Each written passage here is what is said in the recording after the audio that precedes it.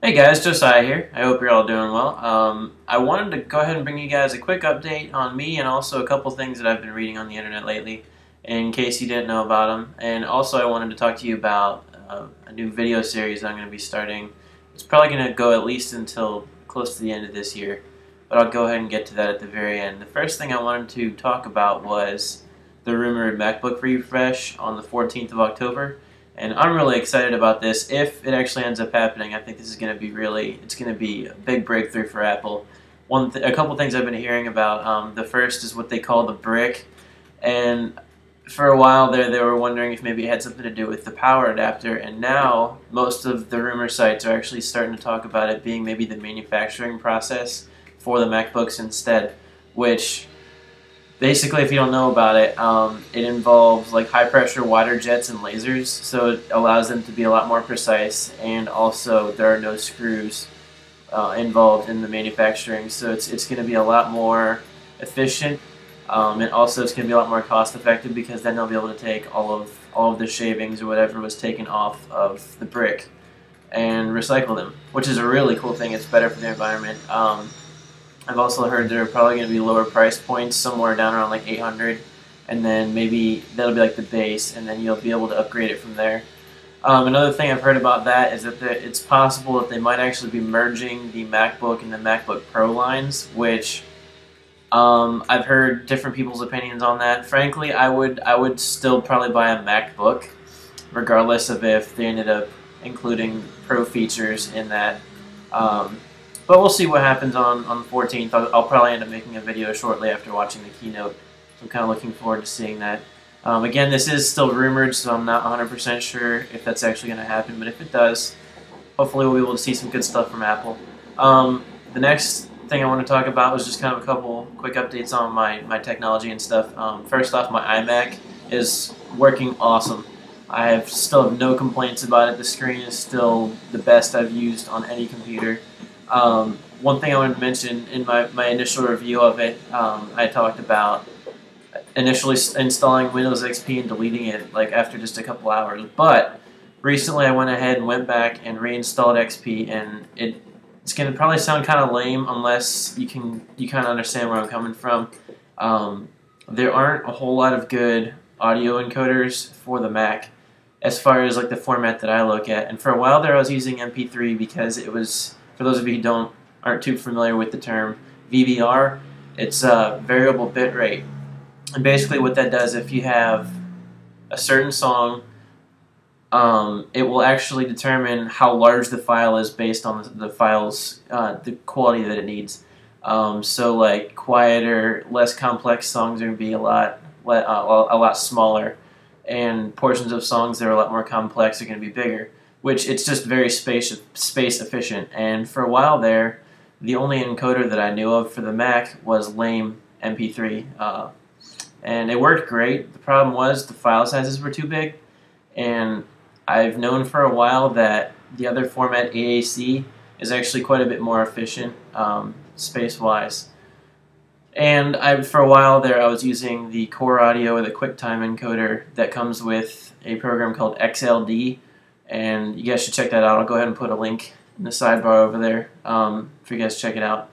But I used that for a little bit, and I wasn't super happy with it. Like files that I was used to seeing having like very large file sizes were really small, and it didn't seem like the quality fit the song.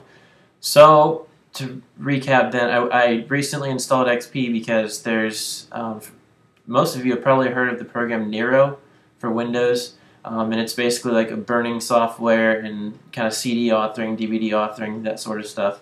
But they also have a free AAC encoder that's Windows only, which I eventually had to go back to just because it gives you the best bang for your buck. I ended up settling on a bitrate size of about 175 kilobits per second, which you don't need to know the details, but basically when I was with lame MP3, the file sizes they matched up closer to like 215 kilobits per second, which is too big. Like, I ran out of space on my iPod. So I went ahead and re-imported my music and re-encoded it to Nero AAC, and I managed to still have about 5 gigs left on my touch, so I'm very happy. So that's that, and XP installed perfectly. Boot Camp works great. It's such a simple process. I've actually done it like 3 or 4 times, so I'm pretty familiar with the process, but it's literally you start up the Boot Camp Assistant, insert the XP CD, and restart the computer, and it takes care of everything from there. Everything activates the same with Windows as it would on just a normal PC, so that was really cool. Overall, again, my experience so far with my iMac has been nothing short of awesome. If you guys have any questions for me about that, by the way, feel free to let me know. I've gotten quite a few really great questions, and I've enjoyed being able to help you guys out so far, but that's what I'm here for if you guys have any questions, so let me know. The other thing is my iPod Touch works great still. I still haven't gotten my Invisible Shield. I know some of you are probably waiting for me to order that so you can watch me do the application process. I will eventually be getting one, but it's pretty much inevitable that any kind of device, if you use it outside of, like, instead of not just on a desk, it's going to get worn. It's going to show signs of wear, and eventually it's going to be used. It's going to look used, and you can only do so much to prevent it from getting scratched. So I do still eventually want to put a cover on it, but it's not quite as much of a priority as I originally planned on having it be. So that's that, and I will update you guys on that once I actually order it. And then I also just kind of wanted to talk to you about a new video series, I guess you could call it, that I wanted to start. And for those of you who aren't familiar with the metro parks, in Northeast Ohio, there's a system of about 12 or 15 parks, nature hikes. And between late September and the end of November, basically they have what's called the hiking spree, and these 12 or 15 trails, they ask that you hike 8 of them. And then at the end of that, if you've hiked your 8 trails, they give you, for the first year that you do it, they give you a staff, like a wooden walking staff, which is really cool. I actually have that. And then for each year after that, they give you a shield that kind of represents that you finished your trails for that year or whatever. And I have quite a few shields that still need to go on my hiking staff. But either way, what my plan is to go ahead and bring my camera with me, like for each trail that I do, and I'll just take a couple clips of each trail, give you guys an idea of the kind of the nature-ish stuff around here. So I don't know, maybe after the first video I'll test you guys' reactions to them, see if you guys enjoy them, and then we'll go from there.